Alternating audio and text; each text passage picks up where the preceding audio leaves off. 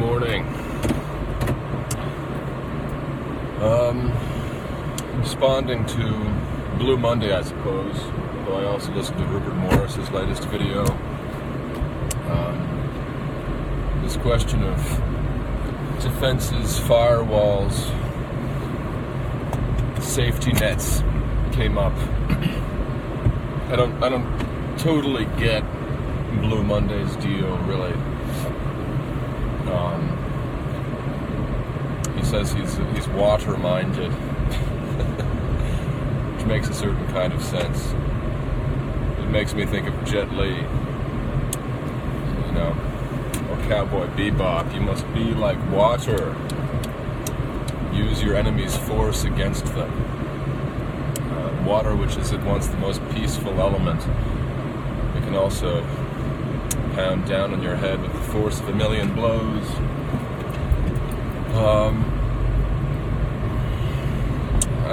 I listened to Blue Monday last night. I'm struggling a little bit to recall exactly what he said, so let me see how well I can do here.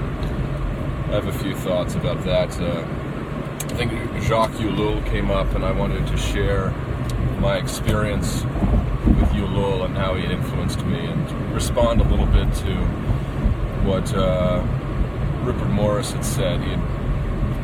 He had been kind of lamenting his lack of education, or the low standards of education, which I don't really wish to dispute as a general point, but he used as an example this quotation from Jacques Ellul from the Technological Society, in which Ellul was saying, something about it is commonly known, the distinction between science and reason in the absolute, something to that effect. The ancients acknowledged a division between the physical sciences and the absolute, and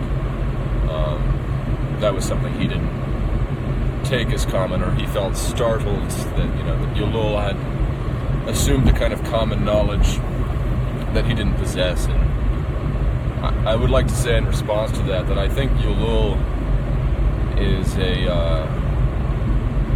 is a fairly befuddling and abstruse as a goose drinking chartreuse thinker, seated atop a moose, upon the moose's caboose.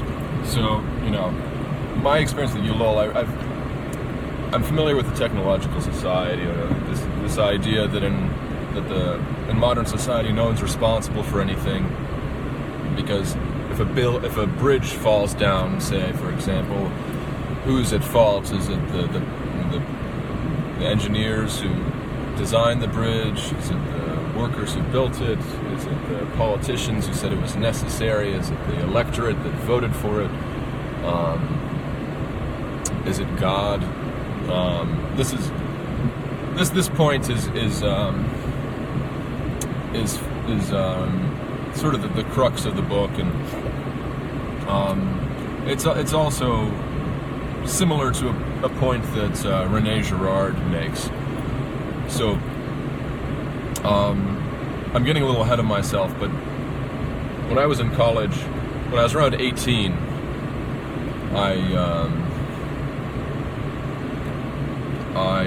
I had been a sort of agnostic, whatever, sort of searching, angsty youth, and I found some typical Christian Catholic apologetics. I read Thomas Merton and G.K. Chesterton.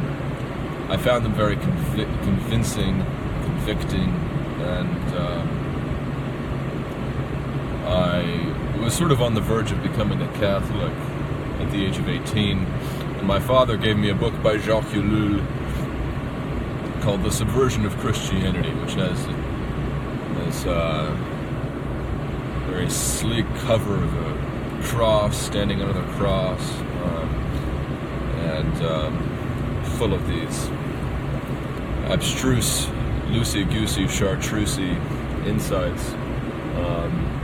And it's basically alleged in that book in one of the chapters that Catholicism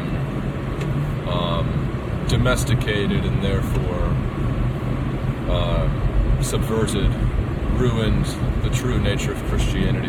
That Christianity ought to be a kind of revolutionary spirit, maybe a kind of a radical caring for one's neighbor, being one's brother's keeper, letting homeless people sleep on the pews of the church, walking the walk and not just talking the talk, and that in the sacrifice of the Mass there's a kind of return to paganism, and it's a return to the same old pagan thing, basically.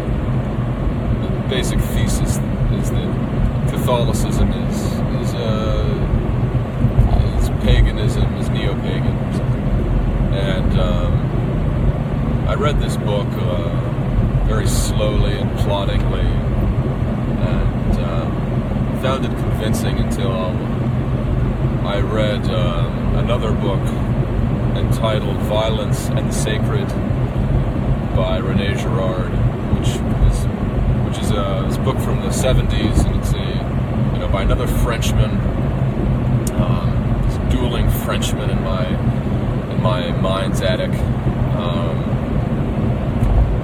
and René Girard's whole deal, he's getting more and more well known. I think, the founder of PayPal, Peter Thiel, famous gay billionaire, conservative Christian, homosexual, Trump-supporting billionaire who wants to live forever like Billy Joe Shaver said we will.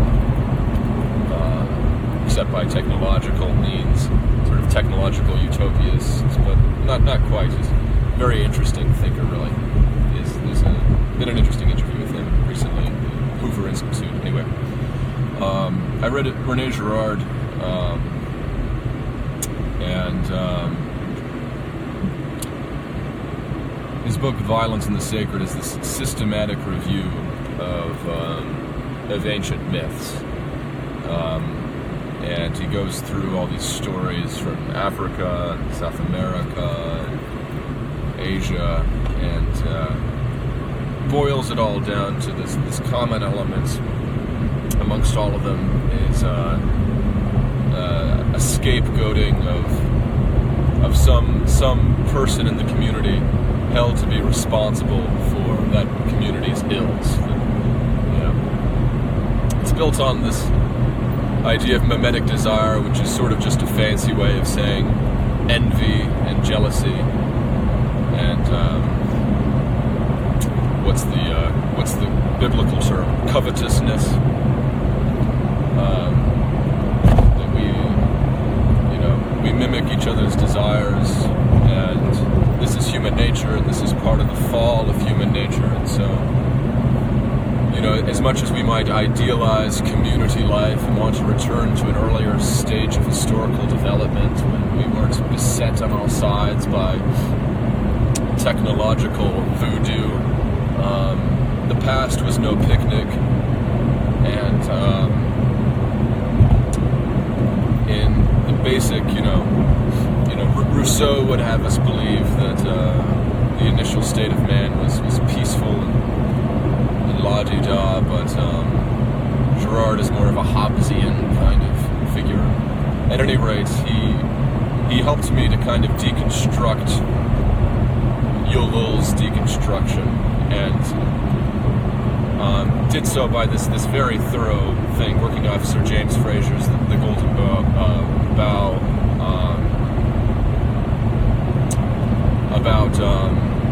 about ancient myths, and how Christianity is different from mythology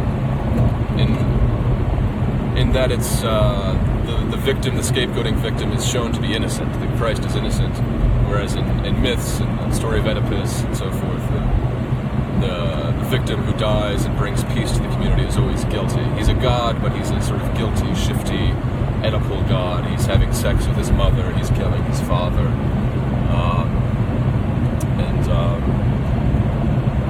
Girard rehabilitates Freud a little bit because while he says that Freud doesn't quite get this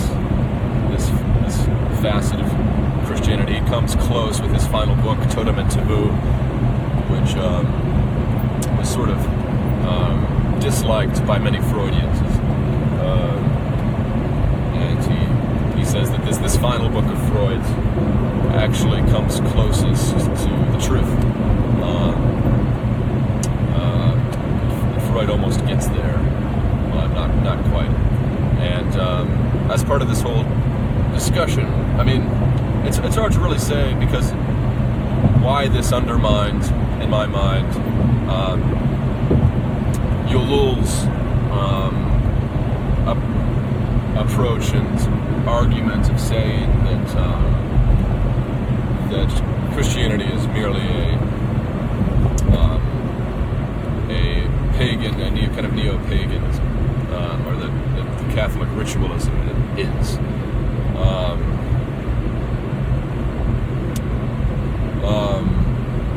The sacrifice of the Mass and the Eucharist and so forth it's because Girard isn't really a theologian. He was an anthropologist, and insofar as he respects the Catholic idea, he does so rather simply. He did so up until his death, rather simply as a sort of common church-going guy. I mean, he didn't really develop a theological argument that would exactly counterpoint for point Yulul's argument. I don't even think they were in dialogue, but the fact that Girard understood the sacrifice as sort of the nuts and bolts of pagan sacrifice so deeply, and held up Christianity as different, and was himself a practicing Catholic, and was in dialogue with other Catholic thinkers. There seemed to be a kind of authority behind that, and in a way, what I want to talk about, what I've been thinking about, is the question of authority and where authority comes from. Because the whole distinction, really, at the end of the day, between Protestantism, say, and Catholicism is a question of authority. Because Catholics, believe that the Pope is the vicar of Christ, and that there is such a thing as apostolic succession, which has preserved in an unbroken line from the apostles elements of doctrine which have to be upheld as true, prohibitions against contraception, homosexuality, and what have you, and also issues surrounding the sacraments, such as the real presence, the Eucharist, and the priesthood. These are all questions of authority, really, and authority is something that really chafes against the modern worldview, and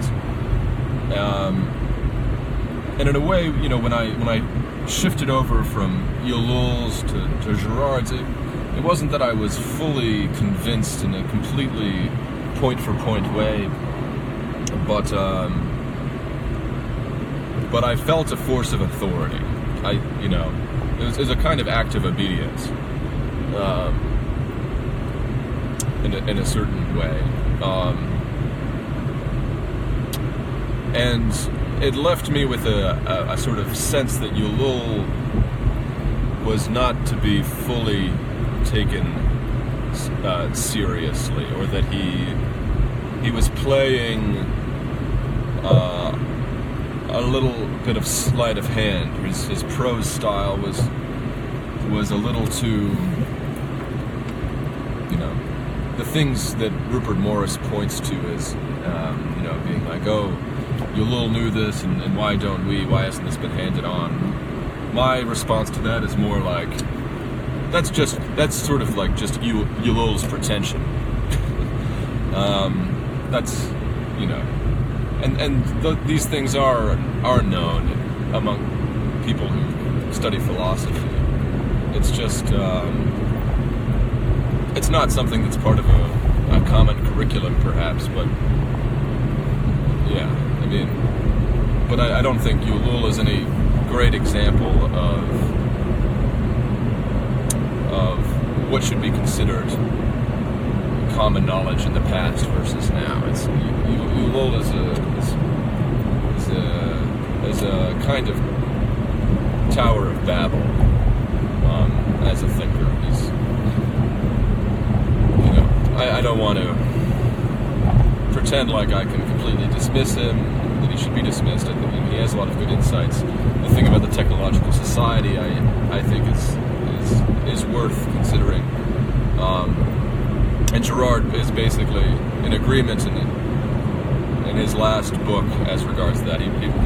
Girard's final book was this analysis of the military tactician Klaus von Clausewitz, his book on war, in which he describes war as a duel,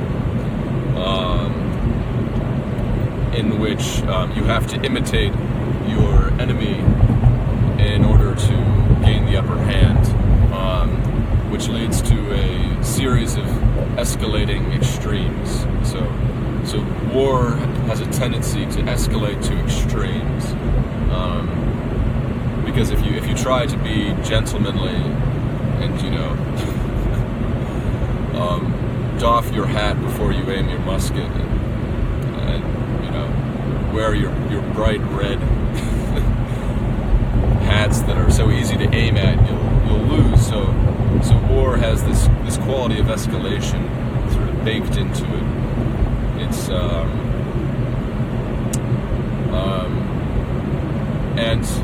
and so Girard talks about that, but he also talks sort of along the same lines as the technological society regarding catastrophes like Hurricane Katrina, where it becomes very ambiguous who is at fault and who's responsible. Because the flip side of the question, who's in charge, is the question who's responsible. Who has authority and who's responsible. Because either the person who has authority is responsible, or they know who is responsible.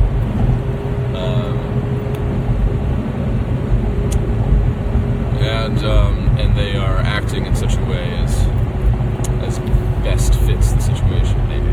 But so Ulul has this whole idea of if a bridge collapses, who's responsible in a purely human sense, right? Is it the bridge builder, the politician, etc.? Girard's idea is a little different. It's if a disaster happens, who is responsible? Is it man or is it God? So it's it's fairly easy to integrate those two questions and say, if something bad happens, is it man or is it God? And to the degree that it is man, what man? So responsibility is diffused on all sides. It's diffused between us and God. We're not quite sure if it's us or if it's God. And even if it is us, we're not sure who among us is responsible. So there's a kind of breakdown of a sense of authority.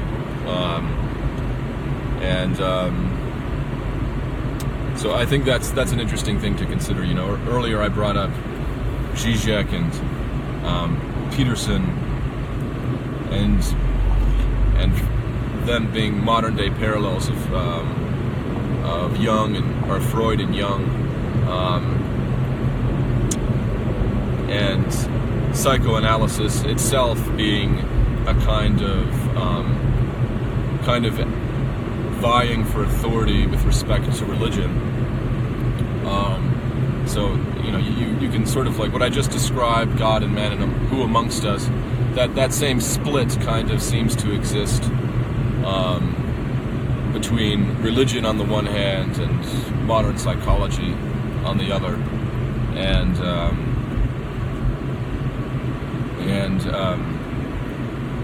within psychology itself, between Zizek and Peterson or other heirs, maybe.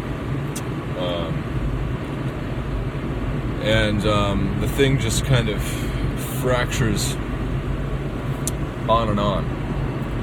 And so there's this split, but, you know, the thing that's interesting about both Zizek and Peterson is that they are both consciously trying to reestablish a sense of right authority. So Zizek talks about rehabilitating the Master's discourse in the work of Lacan. I'm no great knower of these things, Lacanian thinking. I know a little bit, but basically the idea is that there is a need for authority. You know, that if the people say they are going to lead a successful revolution, then you need an authority figure who they believe in, and it's not that he has better arguments.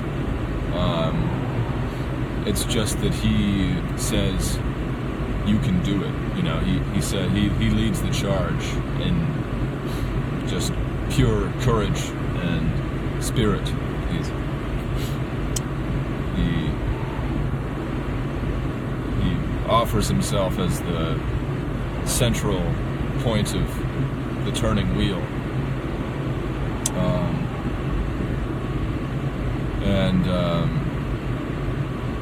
I don't know if he has an explanation of how that really happens, but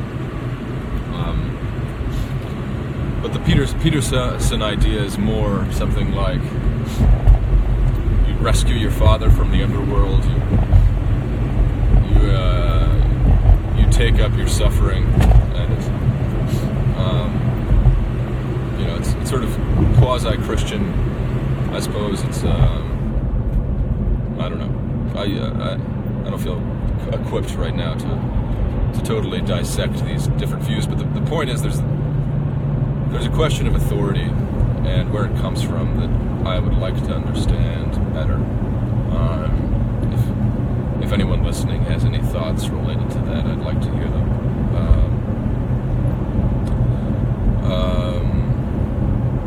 So what else? Blue Monday was... He said he saw a kind of doubt in the way I was talking. I wonder what he means by that. A kind of hesitance, because, you know, I had used this analogy of that every human being is a group. Every human being contains within themselves a group of sub-personalities, and when you are able to face suffering and be coherent, it's like that group of people within the person works together, and you know, I also talked about having mental furniture, the people you know in your life that you think you might be speaking to, and the way that technological communication tends to obscure that, because it makes it vague who's really listening, who's listening to me right now. And of course the question of dissociation, which is a sort of psychological term that I've gotten from this guy Daniel Mackler, who talks a lot about childhood trauma and the question of trauma in general. And what is the difference between dissociation and defense? You know, they're the same thing sometimes. When we dissociate from reality, things that are too painful or damaging, it's a defense. And Blue Monday sort of countered my thought, because I was all going on like I'm dissociating too much. That you know, all this YouTube communication, for example, or the way I engage with making art, or you know, just how my thoughts get absorbed throughout the day, is a form of dissociation that should be avoided or properly understood or integrated. You know, he was saying that dissociation can be a good thing because it protects you. And he gave the example of gamers, and how gamers are the only people in Generation Z who have not been brainwashed by the standing order of things. They've remained more freely thinking, and he thinks it's because they entered into a state of positive dissociation where they escaped through video games. And in general, the more autistic among us, I think do dissociate in that way. And I don't think it necessarily has to be gaming, really.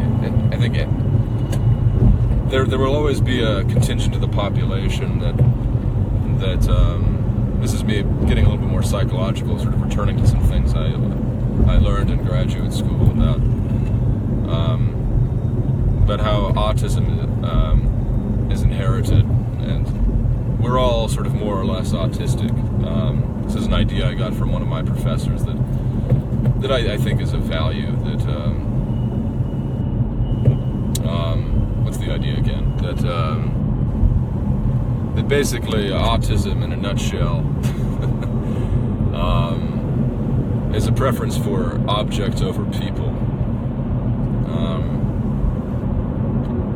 and it occurs predominantly among men, boys, rather than girls. It's like 4-to-1 or something like that, and it has to do with the corpus callosum, the nerve that connects the two hemispheres of the brain. That by and large, men think laterally within each hemisphere, and women think cross-hemispherically. So there's a kind of complementarity between the sexes on a neurological level. This was the sort of stuff that my graduate school was made of. It was all about using psychology and modern brain research to give respectability and authority, maybe, to the tenets of the Catholic faith, showing through scientific research that the complementarity of the sexes is a real thing. But in any case, the idea of that autism,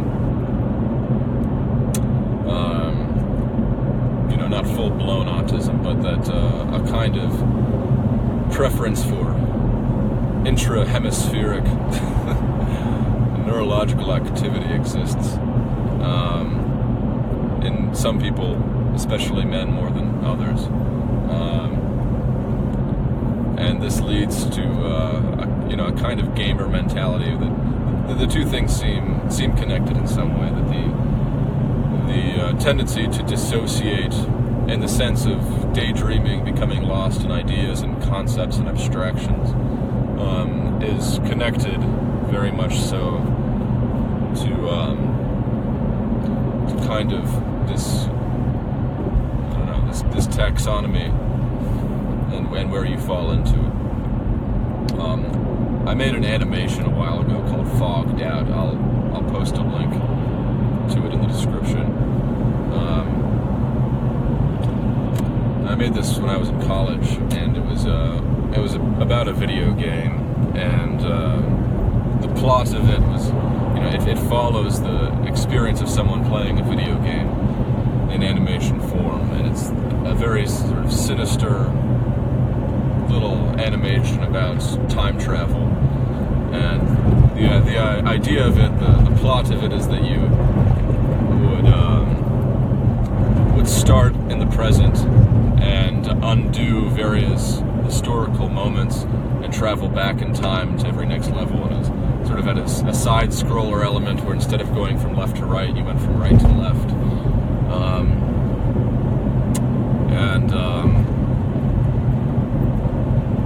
Every episode and every level, you killed yourself and reincarnated at a previous moment in history as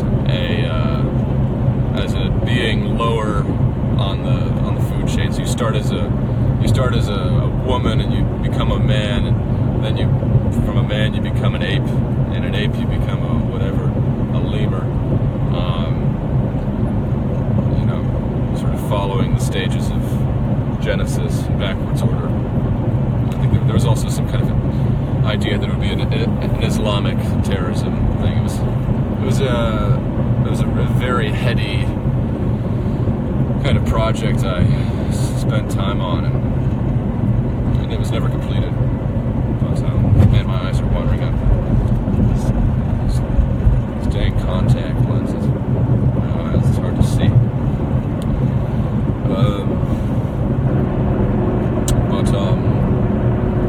But anyway, yeah, defense. I've got, I want to say more about defense and understand the idea of defense better, because suffering, vulnerability, being able to be wounded, it's the opposite of easy. But the whole kind of crux of my conversation is that there must be some value in letting down defenses, but that doesn't mean that you should just drop them all right at once. It may be there's a more intelligent way to do it. I don't know. I've been meditating on these words of Annie Dillard. She's talking about writing, but it's advice that can apply to other areas as well. And she says, don't hold material back for a future book, because by the time you get there, it will have disappeared. You should give everything now. Give it fully. And wake up, smell the cat food in your bank account. Just got interrupted a little bit. But I was talking about Annie Dillard. Anyway, she has this whole maxim about giving everything now. And I don't know, so that's what I'm trying to do. I'm trying to fight against my natural tendency to retreat. And, even making these videos, it's not that I want to pretend like I have some kind of wisdom that others don't, that I can dispense, I hope that, having some people listening will maybe get something out of it. But a big part of it is also just, doing it to do it. Doing it because otherwise I would be holding this in. I would be saving it for later. And I'd rather just give it now. Give whatever I have now, even if it's not much. And in the act of giving, that itself might be a guide.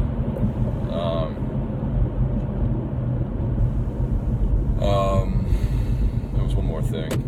Just getting to work. Wake up and smell the cat food in your bank account. It's a line from They Might Be Giants. A sort of, whimsical band from the early 90s. It reminds me of a girl in middle school I had a crush on.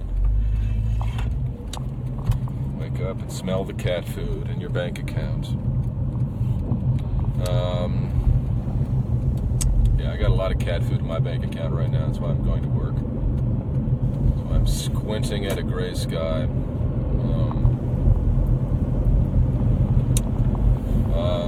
Anyway, man, I think I had one more thing to say, but I can't remember, so I'll just leave it at that.